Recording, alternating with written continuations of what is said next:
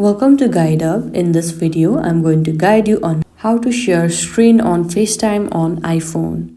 Now firstly, we will go to our FaceTime. Now firstly, let me make a FaceTime call to one of my friend.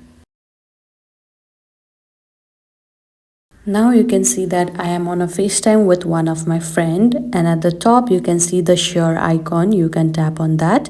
Here I cannot show you the after process, but I will be guiding you further.